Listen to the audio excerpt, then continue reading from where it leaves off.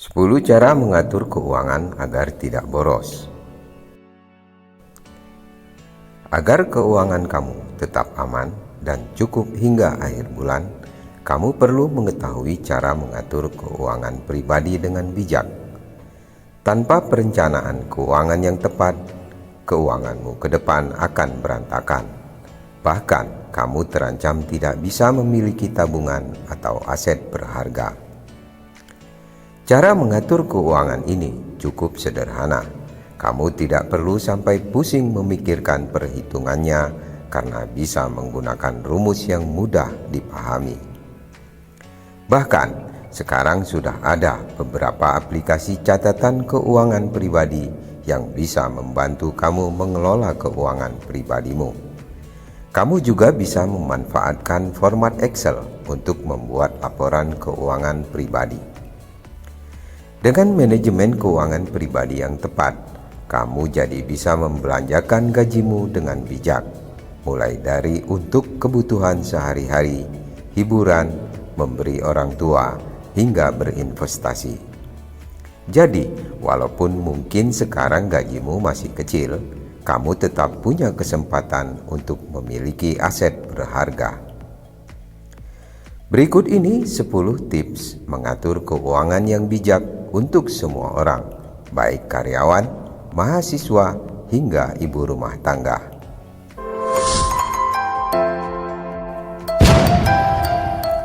1. Catat semua pemasukan dan pengeluaran. Hal pertama yang bisa kamu lakukan adalah dengan mulai rajin mencatat pemasukan dan pengeluaran kamu setiap harinya. Hal ini dilakukan untuk mengetahui seberapa besar kebutuhanmu dalam satu bulan.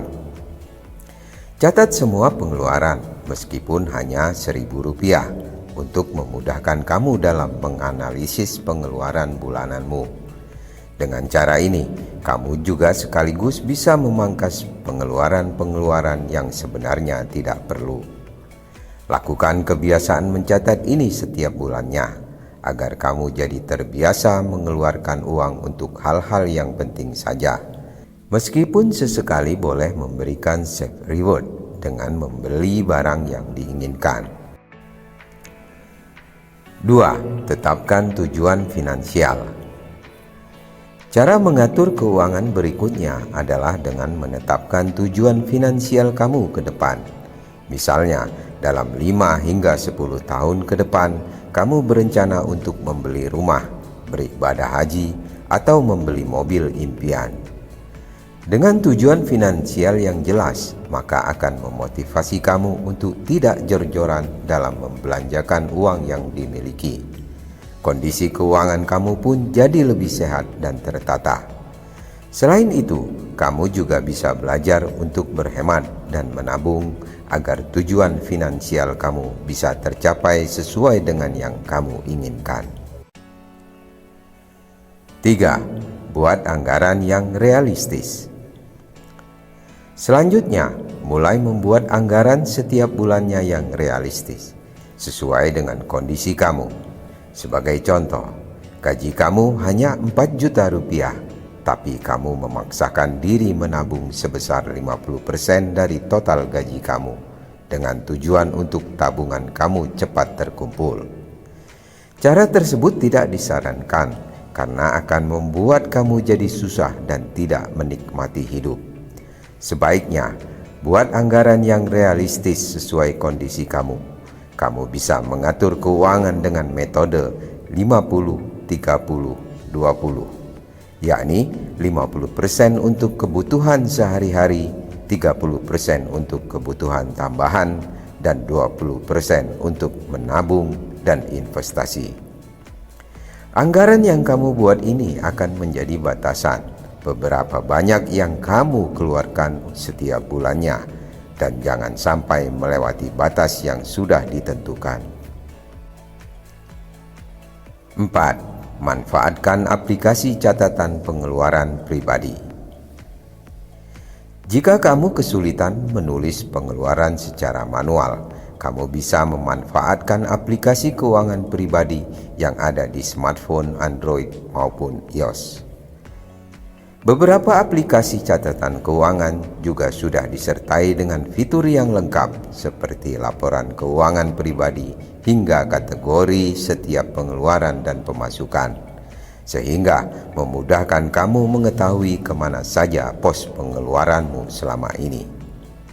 Dengan aplikasi pencatatan keuangan pribadi, kamu juga bisa mengklasifikasikan kategori pada masing-masing pengeluaran kamu.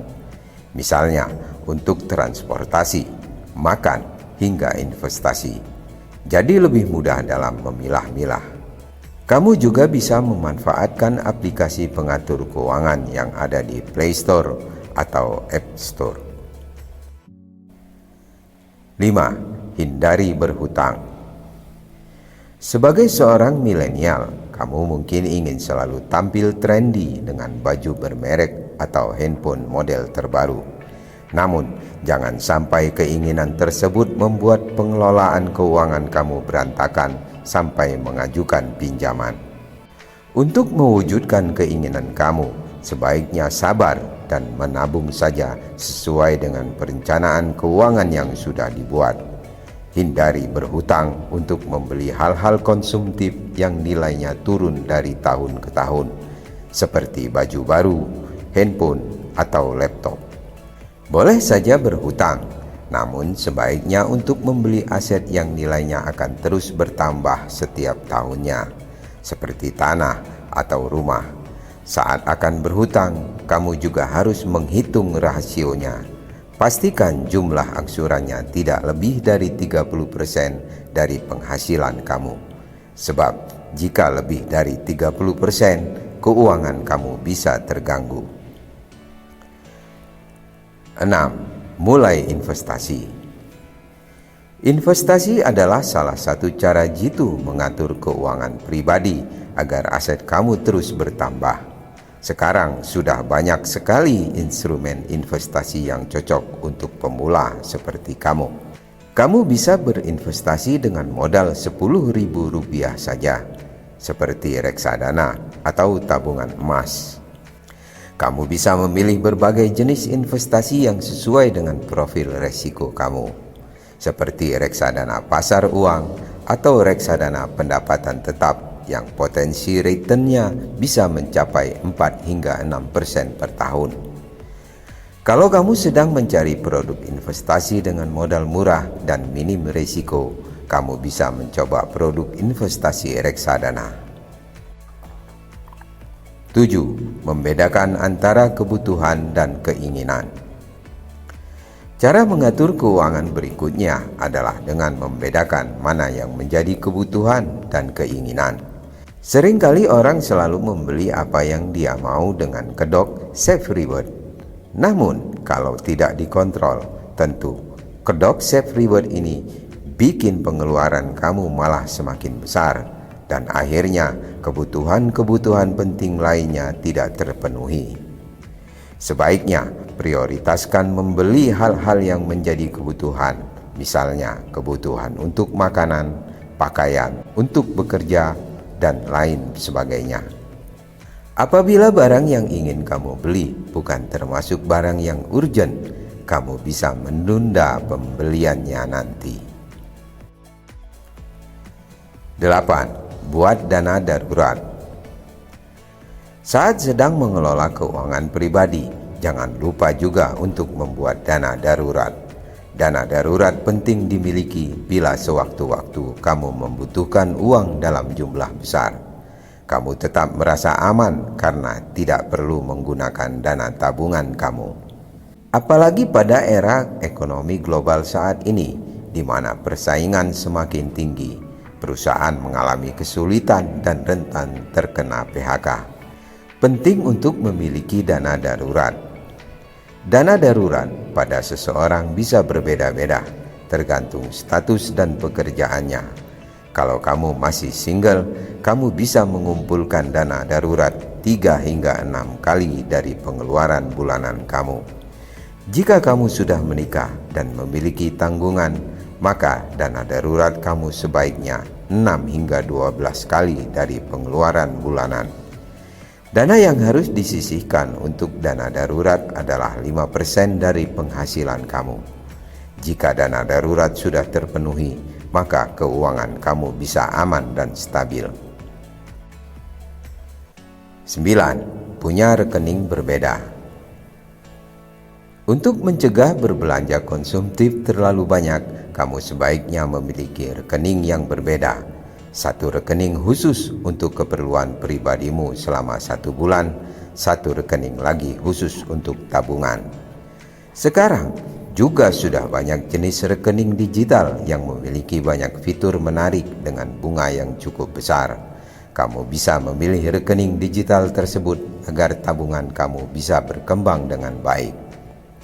Punya rekening berbeda juga membantu kamu untuk tidak usil menggunakan uang yang memang khusus untuk tabungan. Hal ini juga membuat kamu lebih berhati-hati dalam membelanjakan uang, karena jika uang habis, maka kamu tidak bisa mengambil uang tabungan di rekening berbeda. 10. Punya asuransi. Ketika semuanya keuangan sudah direncanakan atau diatur dengan baik, tetapi tidak memiliki asuransi, maka keuangan kamu juga bisa berantakan. Sebab dalam hidup pasti kamu akan menemukan berbagai macam risiko yang tidak pernah tahu kapan akan terjadi. Misalnya terkena penyakit, mobil rusak, rumah kebakaran, hingga meninggal dunia.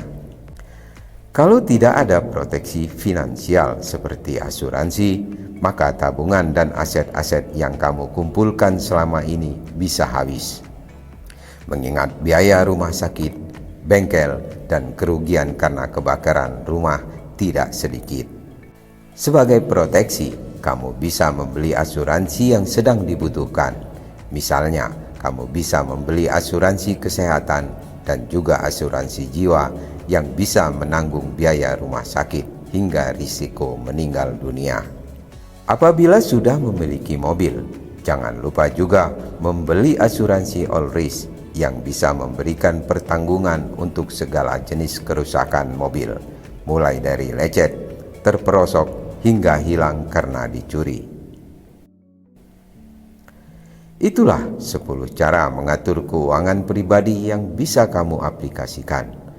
Untuk mengetahui kapan kamu bisa merasakan kebebasan finansial, kamu dapat menghitungnya dengan cermat. Jika mempunyai pendapat atau pengalaman yang berbeda, silakan berbagi pada kolom komentar. Semoga bermanfaat. Terima kasih.